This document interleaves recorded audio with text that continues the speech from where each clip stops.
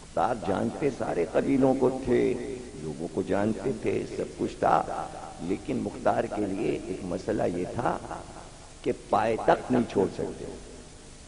شجاعت تو بہت تھی، انہیں ایسا آدمی چاہیے تھا کہ جو مسلسل حملے کرے اور لوگوں کو مارے اور لشکر لے کے نکل جائے۔ پورے عرب میں تلاش کے بعد بھی ایسا آدمی کسی کو نہ ملتا، لیکن مختار کی نظر تھی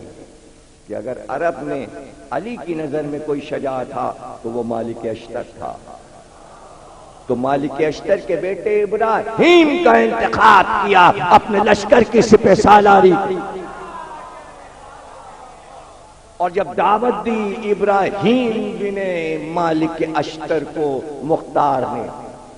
کہ اگر تم انتقام لینا چاہتے ہو تو میرے ساتھ آ جاؤ،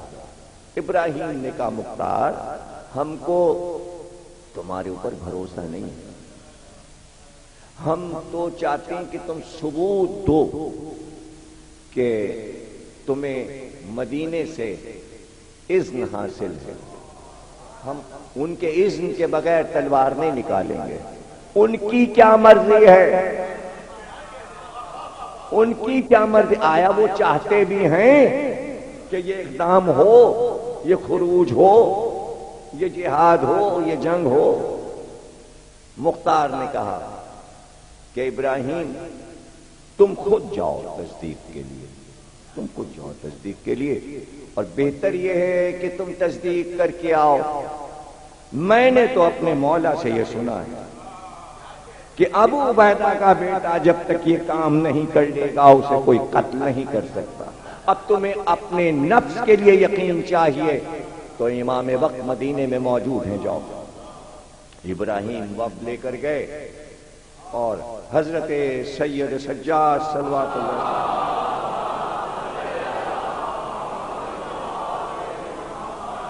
خدمت میں حاضر ہوئے اور کہا کہ ہم یہ دریافت کرنے آئے ہیں کہ کوفے میں مختار نے اپنی حکومت قائم کی ہے اور وہ قاتلان حسین سے آپ کے والد گرامی کا انتقام لینا چاہتا ہے، اس میں آپ کی کیا مرضی ہے؟ ظاہر ہے کہ امام ہاں کہیں یا نہیں، حق تو ہے، اسلام کی شریعت کے مطابق انتقام لیا جا سکتا ہے، قرآن کے حکم کے مطابق انتقام لینا چاہیے، نہیں کر نہیں سکتے، ہاں کریں تو مختار جو کچھ کرے گا اس کی ذمہ داری امام پہ آئے گی، اور جہاد اسی وقت ہے کہ جب معصوم میدان میں موجود ہو، اس لیے کہ عدل ضروری ہے لڑائی میں، امام جا نہیں سکتے مجلسیں چھوڑ کے،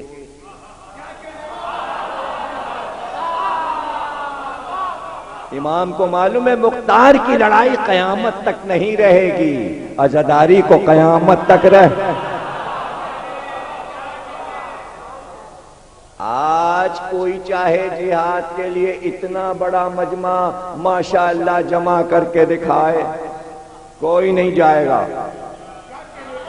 جائیں گے تو چھپ کے جائیں گے، چھاپا مار، یوں کھل کے سامنے بیٹھ نہیں سکتے، یہ عزاداری کا معجزہ ہے کہ حسین کی مدد ہو رہی ہے، یہ جناب سید سجاد کا کرم ہے کہ ہم اس طرح بیٹھے ہوئے ذکر حسین سن رہے ہیں۔ امام نے جواب دیا، کہا سنو، کوفے کے بازار میں ایک کالا غلام حبشی بازار میں کھڑے ہو کے کہے، غلام حبشی افریقہ والا یہ کہے کہ میں خون حسین کا انتقام لینے جا رہا ہوں، تو پورے عالم اسلام پر واجب ہے کہ اس حبشی کا ساتھ دے۔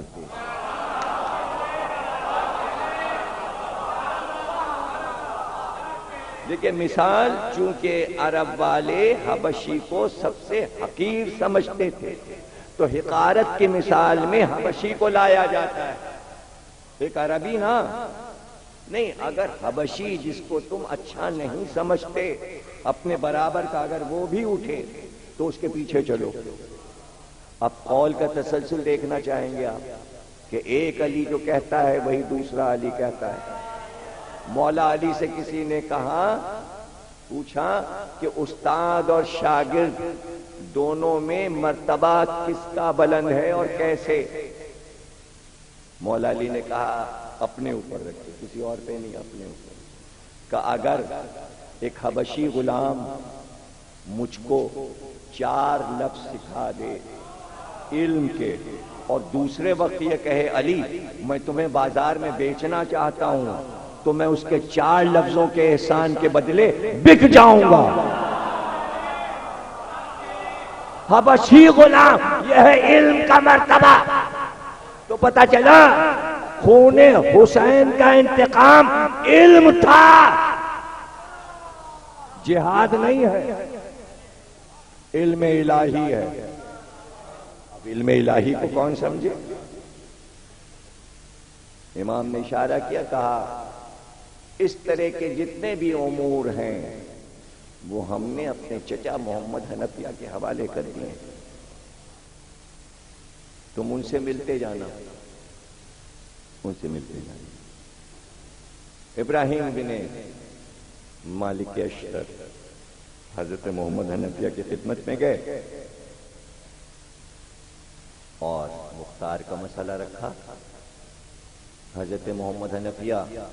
مولا علی کے شجاع بیٹے گھر میں گئے اور ایک صندوق چلائے اور ابراہیم کے سامنے اس کا تالا کھولا اور اس میں سے ایک لپٹا ہوا کاغذ نکالا اور کہا ابراہیم یہ میرے بابا علی کا وصیت نامہ ہے اور اس میں مختار اور مختار کے ساتھیوں کی پوری فہرست ہے اور جتنے مختار کے ہاتھ سے ظالم مارے جائیں گے میں ولدیت کے اس میں سب کے نام لکھوں.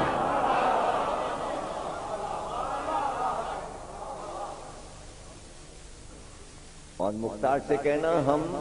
مختار کے ساتھ ہیں. آپ نے دیکھا امامت کو محفوظ رکھا گیا. علی کے بہادر بیٹے اب سمجھ میں بات آئی. عباس کو ساتھ لے گئے، مسلم کو ساتھ لے گئے، حسین سمجھے نا، سارے بھائیوں کو ساتھ لے گئے، ایک بھائی محمد حنفیہ کو چھوڑ دیا. پتہ چلا کربلا میں شہید ہونا ان کا کام نہیں تھا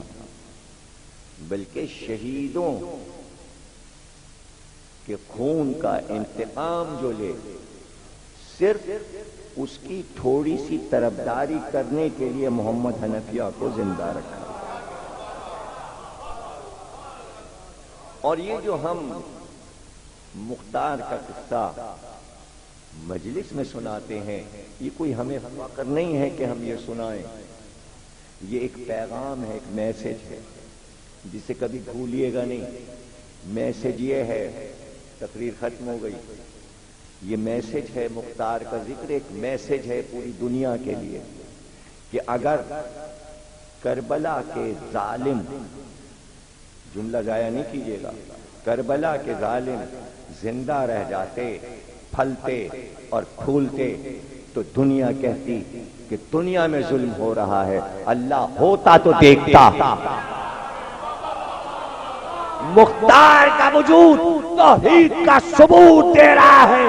کہ اللہ جب چاہتا ہے ظالموں کا خاتمہ کر دیتا ہے، چاہے وہ کربلا کے ظالم ہو یا شیعوں پہ ظلم کرنے والے عیسائیت کے لوگ.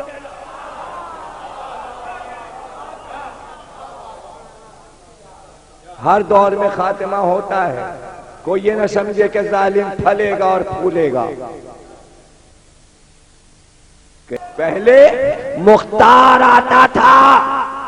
تقریر ختم کرنا چاہتا ہوں نہیں ہو رہی، پہلے مختار آتا تھا، اب مختار کی ضرورت نہیں ہے، انتقام کہیں سے بھی آ سکتا ہے. حسین